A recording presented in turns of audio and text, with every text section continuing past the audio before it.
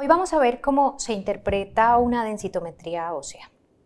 Pero primero, ¿qué es una densitometría ósea? La densitometría es una técnica radiológica que informa sobre la densidad mineral del hueso. Es una técnica rápida y somete al paciente a una radiación que es equivalente a un 10% de la que tiene una radiografía, como una radiografía de tórax, por ejemplo.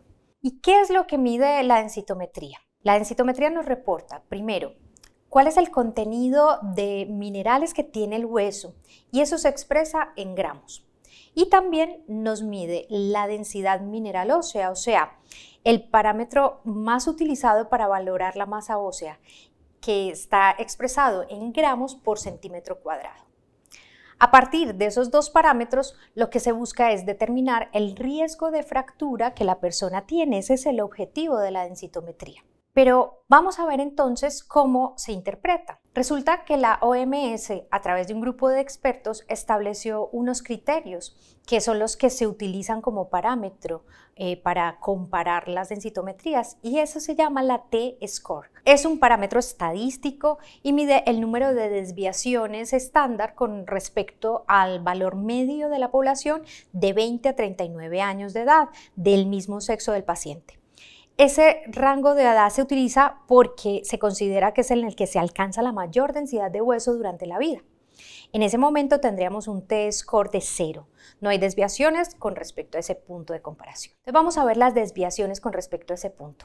Una puntuación de -1 desviación estándar o superior, por ejemplo, -0.8, se considera normal. Una puntuación o T-score entre -1 y -2.5, o sea, hacia abajo, se considera baja masa ósea o osteopenia. Una puntuación de menos de 2.5 o menos aún de eso se considera ya un rango de osteoporosis. Una puntuación o T-score de -2.5 o menos con fractura o fracturas que indiquen al médico que hay fragilidad, indican también una osteoporosis severa, o sea, no depende solo del número, depende de otras cosas. Para la clasificación diagnóstica debe seleccionarse el menor T-score, sea el de la columna o el del fémur o el del cuello femoral, el trocánter o el radio, o sea, de cualquier zona donde esté más baja. Podemos ver esto en gráficas porque se nos presentan gráficas que nos sirven para hacerlo más visual. Nos muestra si estamos en zona segura, que viene coloreada en verde,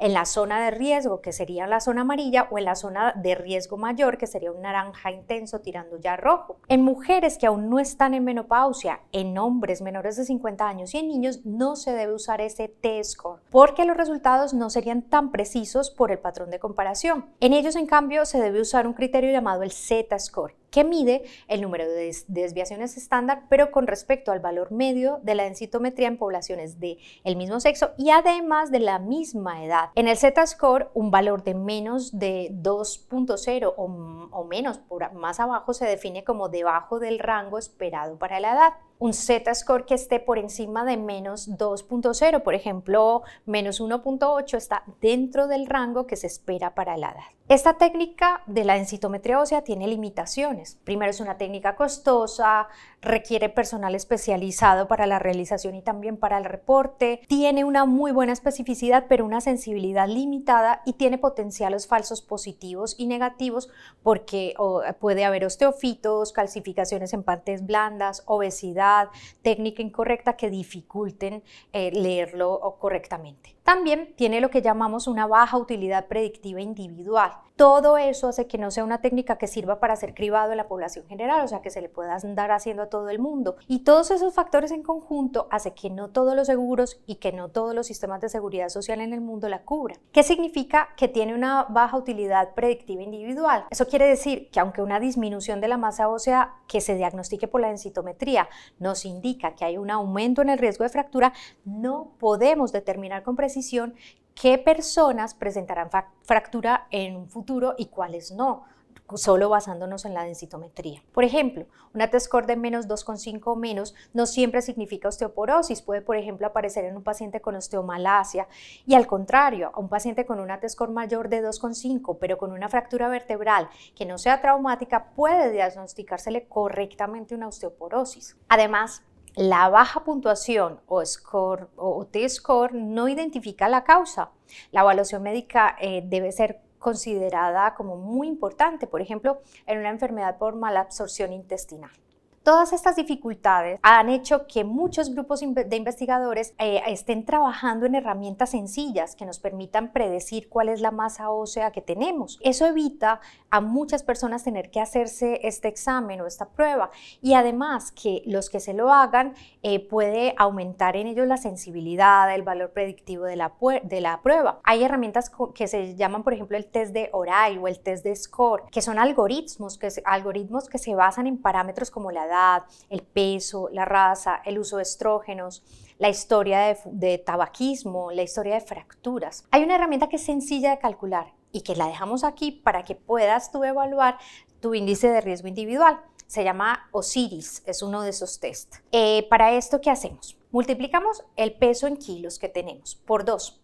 Y eliminamos el último dígito. Luego, multiplicamos la edad en años por 2 y también eliminamos el último dígito. Luego, le sumamos 2 si tenemos terapia estrogénica, de sustitución estrogénica, o sea, si tomamos estrógenos. Luego, le restamos 2 si hemos sufrido previamente fracturas de bajo impacto, o sea, fracturas que no se explican fácilmente. El índice se obtiene de la suma de esos 4 elementos. ¿Y cómo vamos a interpretar el resultado? Si esto nos da menos de 3, hay un alto riesgo de padecer osteoporosis. Si está entre menos 3 y más 1, hay un riesgo intermedio de osteoporosis. Y si es mayor a 1, hay un bajo riesgo. Hay personas con muy alto riesgo de fractura independientemente de su valor en la densitometría, en los que habría que establecer medidas, sea cual sea su densitometría ósea o el valor o el resultado de esa densitometría. Habría un segundo grupo de muy bajo riesgo que no se alteraría incluso con una densitometría baja, o sea, no tendría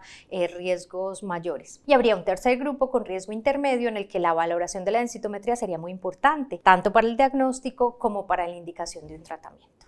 En este video hemos visto qué es lo que nos reporta una densitometría ósea y también hemos visto que es necesario interpretarla a la luz de otros criterios que son muy importantes. También es muy importante que sepas que a cualquier edad es posible reducir el riesgo de fracturas y que hay muchas cosas que puedes hacer para lograrlo y también que podemos ayudarte. Muchas gracias.